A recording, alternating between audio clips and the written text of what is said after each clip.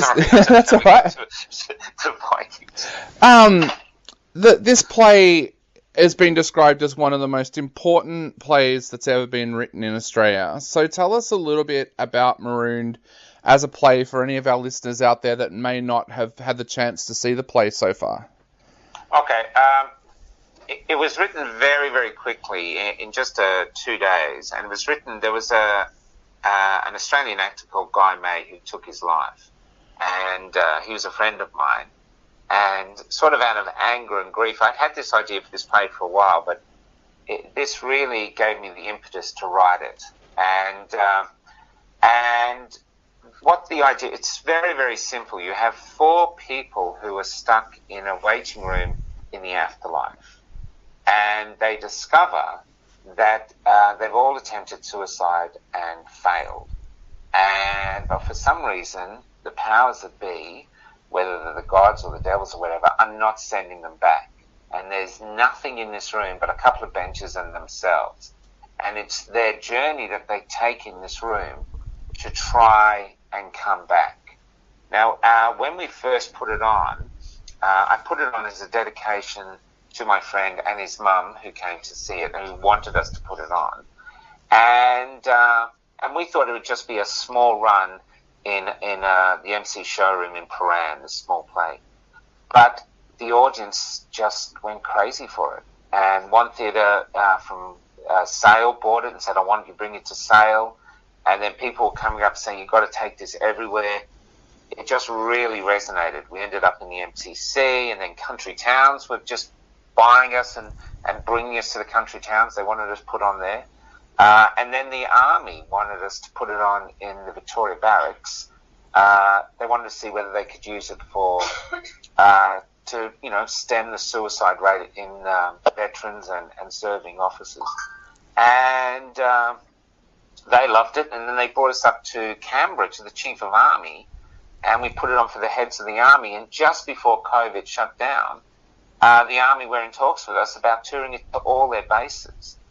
And what the play does, it's not so much the actual play, but I don't want to go into what happens at the end, but there's real gut punch in the end, which really drives home the horror of and the nightmare of suicide. And because these people are bored, it's not overly emotional. It's quite funny in times. It's not black, but it's funny. It's moving. You really get to love these people. You're really hoping that they are alive and they're not dead. But after the play, people hang around for ages, and suddenly they want to talk about suicide. They bring up people they've lost. They want to hug. It's just like cathartic. Yeah. And that's what people see as important. There's the ancient art of storytelling, and the importance and the power of theatre just opens rooms full of people, and they're all talking. And then when we go to the country towns, you have mental health people there who are sort of harvesting all the positivity that's coming out of this. And that's why it's seen as important. It basically goes to towns or communities where people aren't really opening up, and it opens them up, just bursts them open. And that's the journey we've been on. It's been a remarkable journey. As a playwright, how does it make you feel that your work is speaking to so many different people about things in their own lives? That must be something that you reflect on a little bit. It's really interesting. I knew when I finished it, because it really moved me when I finished it, mainly because of I thought of my friend. It's I don't know. It's quite humbling. It still quite astounds me. The last time we were in Colac in the Red Rock Theatre there, and we've been working on the play, and the actors have been with it now for a long time. They're constantly getting better at it, and so we're at Colac, and the performance finished, and everyone stood up for a standing ovation. And I actually teared up. So I do the lights, because we try to keep a hands-on theatre company to just make our theatre company work. And it was just really, really humbling to see, you know what I mean? And it's just, I don't know. I'm just lucky that I've got something that resonates with people. I just wrote it very quickly. And it's like it's almost my purpose, because I just have so many people at everything saying, you must take this further, you must take this further. And that's the only reason I keep pushing it, you know. Yeah. And it's people from barristers to pensioners to all in between just coming on, or like one guy came to saw it in the city, and he wanted his girlfriend to see it. The next week we were on in Yarrawonga, and they drove up to Yarrawonga to see it.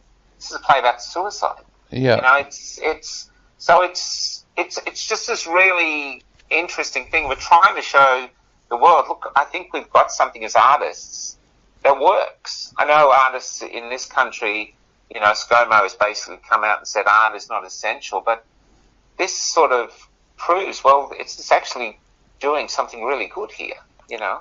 Definitely.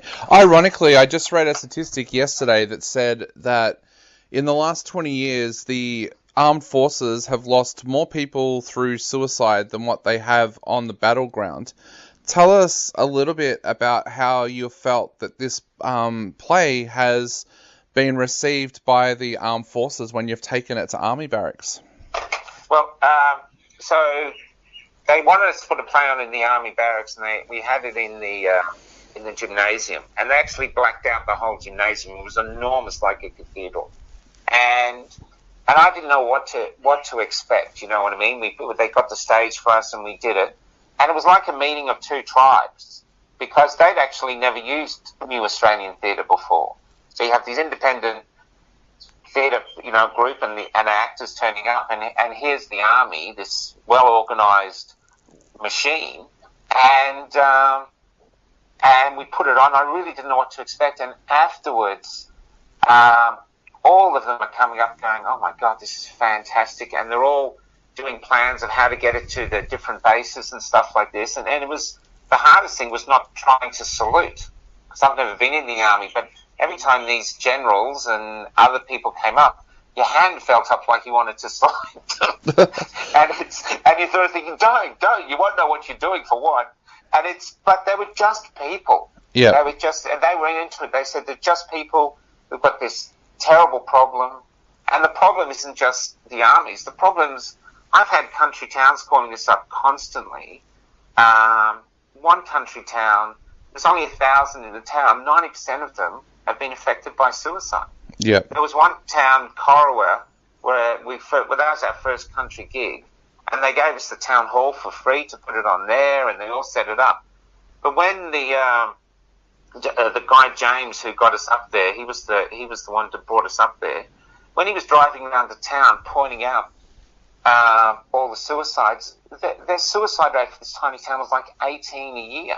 Yep. And everyone was affected. You felt like you were in some sort of war zone where no one was mentioning the war, you know? Yeah. But people, it's actually quite shocking. I mean, in the city we have it, it's shocking. But when you get to the country, you realise this is a profound problem. Yeah, yeah. I come from a small country town, so I know what that's like. And even in my high school, when I was at high school, we had a couple of suicides, and it was literally talked about like that. Like, oh yeah, there's been a couple of suicides this year. It was something that was so prevalent, basically at our school, that it was just talked about that, oh, there was only 2 this year. Oh my God. Yeah, it was such a weird experience to go through, and that's why I love the fact that you're now looking at turning Marooned into a film, and I was wondering if you could tell us a little bit about that process, because that will open this up to an even wider audience. Yeah, well, what we were getting a lot of towns like this one town, Peru. It's in North Queensland. I'm sorry if I've said it wrong. And they're a very small town, but they've got a significant problem. And they can't afford to bring the play to them, even though the play's only the 4 actors and the tech. It's just out of their means. And that's when I thought, well, why don't we do a filmed version that they can just license the film and put it on in their hall, either on a big screen or just maybe they've got a cinema in town, and they can put it on that way and hopefully reach the same conversation afterwards and get talking. So that was it. It was to actually have a film going to the smaller towns that couldn't afford the play. And because it's all set in one room, it's a relatively cheap film to make. You know, so we've got a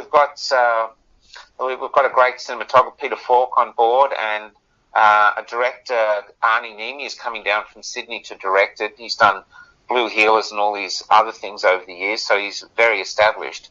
And that's what we're trying to do, is just have this, get the sort of the entrapment of these people in the room and do it that way. So it's not going to be for a major release in cinemas. I think it's more just for that, just to use as a tool to entertain and get people talking. So where are you at with the process now? How far along are you towards turning it into a film, and are people out there able to help you guys in any way?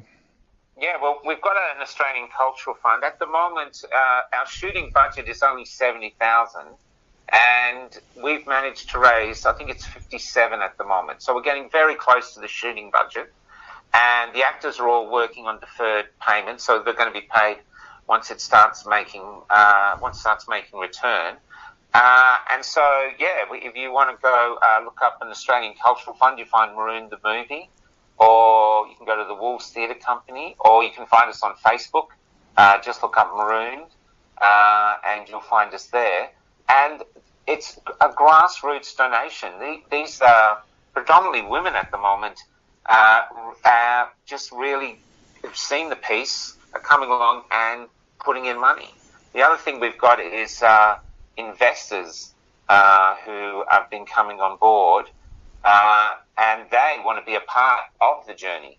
You know, they're not so much interested in the return, but these are people that have just seen it, and they want to help us get it to these towns. And so I've even sort of been sending messages, letters to the ministers and the federal ministers and even the Prime Minister saying, you know, if you did actually fund this to get it on the road, we could do quite a significant amount of towns a year.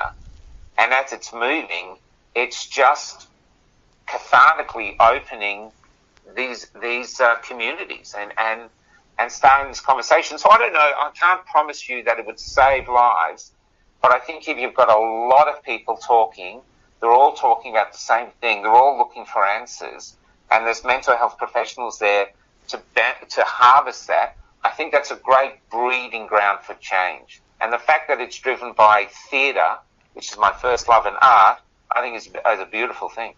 Definitely. And we here at Subculture, we are hoping to help you guys out any way that we can along the journey as well. So if there's anything we can do to help you guys out, just let us know.